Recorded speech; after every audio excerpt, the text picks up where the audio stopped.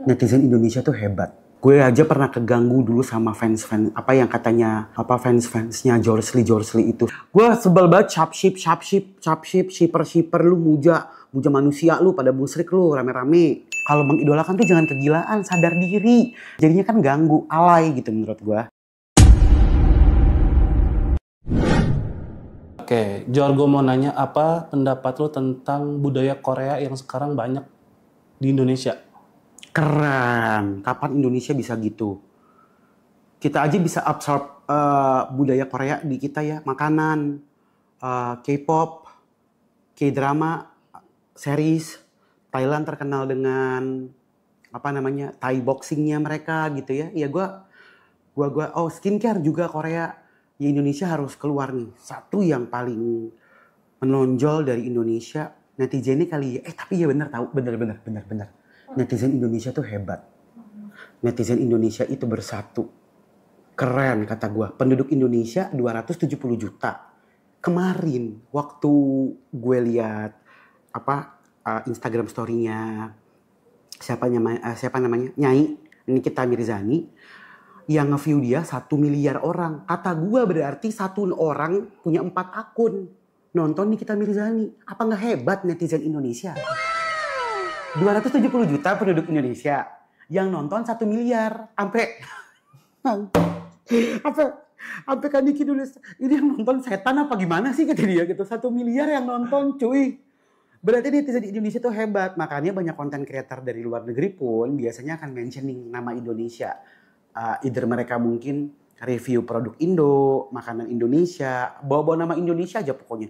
Yang live juga suka bawa bendera Indonesia gitu ya kan. Biar banyak penontonnya. Nah terus menurut lo K-pop gimana tuh? Fanbase K-pop, yang keberadaan fanbase K-pop tuh di pandangan mata lo tuh apa sih? Wah gila sih mereka tuh. Niat banget, parah. Gue pernah punya satu kesempatan, waktu itu gue ke Korea. Mohon maaf tapi gue lupa, waktu itu nama grup idolnya apa ya. Waktu itu ada satu personilnya yang lagi siaran di radio. Nah terus konten kita tuh gue syuting sama Trans TV waktu itu. Kita pengen ngeliat dia siaran gitu ya. Tahu nggak, dari satu malam sebelumnya mereka tuh udah pada nginep di situ, di depan layar nonton radionya, di depan kaca.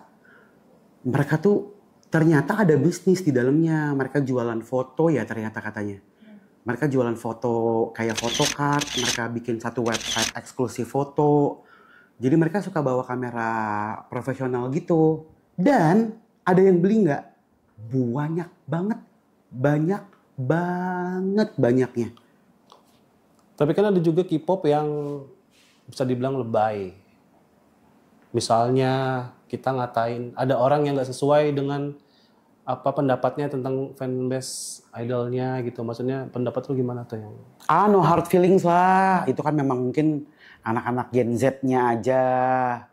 Itu kan memang mungkin ya anak-anak kecil lah.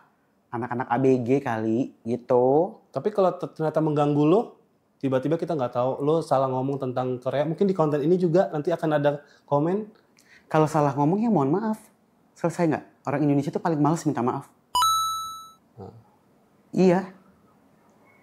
Dan gini, kayak yang gue lakuin gini. Misalkan kalau gue nggak tahu apapun mengenai data ataupun mengenai dasar daripada apa yang lo tanyain ke gue nggak mau jawab. Gue akan cerita tentang pengalaman gue doang. Oh iya gue pernah tuh waktu itu ke Korea, gila ya mereka ya. Sampai nginep-nginep ya. Bawa kameranya kayak itu loh, kayak wartawan buat di lapangan bola. Yang gede gitu kata gue. Kata gue, gelo. Dan laku banget. Jadi kalau fansnya ya sama dulu juga. Kalau mungkin zamannya AFI, Akademi Fantasi Indosiar. Zaman sudah semaju sekarang, ya mungkin kita juga menjadi fans brutal juga kali buat AFI dulu. Gue aja pernah punya dulu. Foto gambaran itu enggak? Yang gambaran tepokan yang di SD gue beli cuy. AFI iya bener. Ferry ya? Enggak dong, gue dulu... Bojes? Anjay. AFI 1 gue, siapa namanya gue sampai lupa. AFI 1 ya Ferry. Bukan ya, juara 4, siapa namanya? Aduh, lupa lagi. Kan Ferry, Mawar, kemudian Kia. Kia. Nomor 4 tuh V4. Bukan, nomor 4 tuh siapa namanya? Namanya Rini cuy. Rini. Yang ada choco chipnya di sini. Rini. Gue sampai minta telepon ke kru-kru Indosiar dulu pengen ngomong sama Rini cuy. Sampai kayak gitunya. Nah terus ada orang ngomong K-pop, giliran lagu K-pop hafal tapi lagu nasional aja nggak hafal. Menurut you? Ya orang tuanya di rumah juga nggak ngajarin kali. Udah deh, stop blaming anak-anak zaman sekarang. Stop menyalahkan anak-anak yang tidak hafal lagu kebangsaan Indonesia, lebih hafal lagu K-pop. Kalau mereka nggak diajarin di rumah sama orang tuanya, kalau mereka di lingkungannya juga tidak didekatkan sama lagu kebangsaan, sama budaya Indonesia. Lah dulu kita zaman kecil mana pernah megang handphone, main demprak cuy, main benteng, main togebol, tau nggak togebol? Lu mah pasti nggak tahu Re. Togebol ada dulu, main pakai bola kasti, bola gebok bilangnya. Dengar lagunya juga masih dengar lagu dari kaset. Nggak ada tuh lagu-lagu K-pop. Ya kan kita influence dari apa yang ada di sekitar kita. Ya milenialsnya yang salah, anak-anak kecilnya nggak didengerin. Kalau pendapat tentang fans Korea yang fanatik banget gitu, sampai ngatain orang lain gitu, kalau idolanya dikatain tuh gimana? Emang fans Korea kayak gitu ya? Iya. Gue nggak pernah lihat sih. Gue malah keganggu sama fans pasangan tertentu atau sosok tertentu atau idolanya mereka di Indonesia. Shipper. Apaan shipper tuh muja kan? Pemuja kan? Ship itu kapal sebenarnya. Jadi berlayar bareng nanti. Gue sebel banget shipper lu muja manusia lu pada musrik lu rame-rame. Kalau kayak begitu mah udah yang sewajarnya aja lah. Mencintai sewajarnya, mengidolakan sewajarnya, membenci juga sewajarnya gitu maksud gue. Kalau Korea gue coba ntar gue amatin ya, gue nggak lihat juga memang mereka sampai segitunya. Tapi kalau yang artis-artis Indonesia ini gue sering melihat nih seliweran di FYP gue gitu ya. Fans A sama fans B gitu ya. Kasian tahu idolanya. Karena menurut gue idola tuh kan cerminan dari fansnya ya.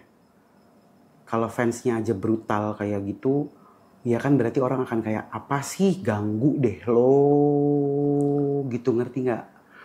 Gue aja pernah keganggu dulu sama fans apa yang katanya apa fansnya George Lee itu, sumpah gue kayak iya maksud gue itu lo kan pernah jadi korban shipper juga. Kenapa lo kan pernah jadi korban shipper juga maksud gue. Iya. Karena waktu itu gue pernah pergi sama satu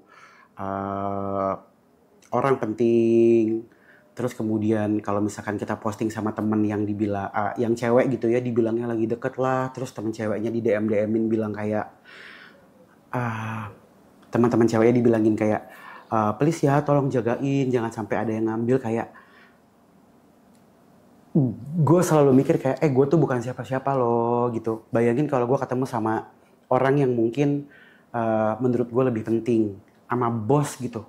Bayangin gue ketemu sama bos besar, terus si bos besar itu di DM-in, lu jangan deket-deket ya, dia udah punya pacar. Kan ganggu ya, kayak gue nih siapa, idola lu tuh siapa, lu mesti sadar diri dong gitu, jangan kegilaan gitu. Kalau mencintai tuh, kalau mengidolakan tuh jangan kegilaan, sadar diri.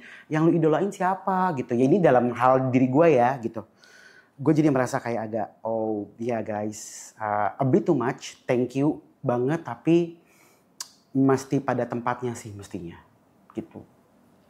Yang lu jadi korban shipper juga ya? Iya banget sih menurut gue. Gue pernah pergi nih, misalkan gue ketemu sama orang gitu ya. Gue mau bekerja sama dengan pabrik A.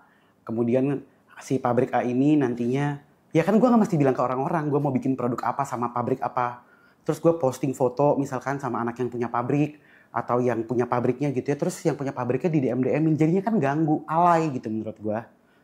Gitu, jadi ya gue malah melihatnya di situ ya, karena gue pernah mengalami. Balik lagi, gue akan bicara dalam skop pengalaman gue dan apa yang gue pernah lihat. Kalau yang gue nggak tahu ya nggak tahu. Kalau K-pop emang gimana sih? Gue ngeliatnya kayaknya mereka duitnya banyak-banyak aja. bisa jadi duit banyak banget bos. Itu kipas aja. Sama ini palu-paluan Blackpink. Anjir kata gue mahal banget. Palu teleng itu kan palu mainan zaman dulu kan, mirip kan, cuma beda warna. Edan kata gue, ponakan gue pada pengen. Harganya mahal banget. Iya sih, mungkin bedanya fans K-pop sama fans idola Indonesia tuh beda wawasan sih.